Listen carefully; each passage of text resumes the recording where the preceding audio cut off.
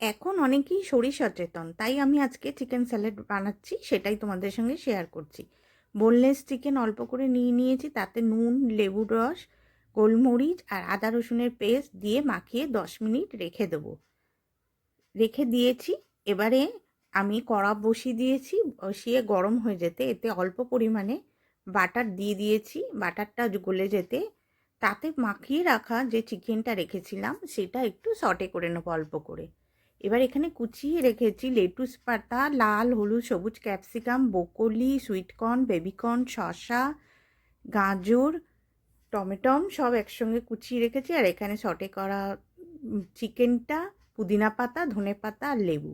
এবার সব বাটির মধ্যে আমি সব নিয়ে নিচ্ছি।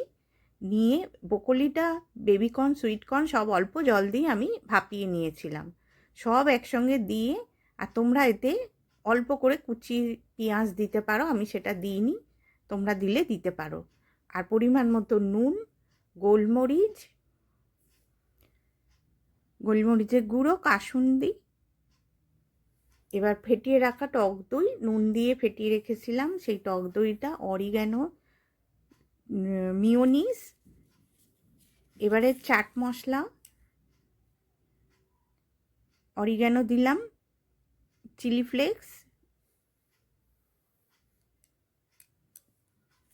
সব দিয়ে এবারে চাট মশলা, ধনে পাতা, পুদিনা পাতা, লেবুর রস, আমচুর পাউডার আর একটু ডার্ক সোয়া সস দিয়ে এটাকে ভালো করে মাখবো।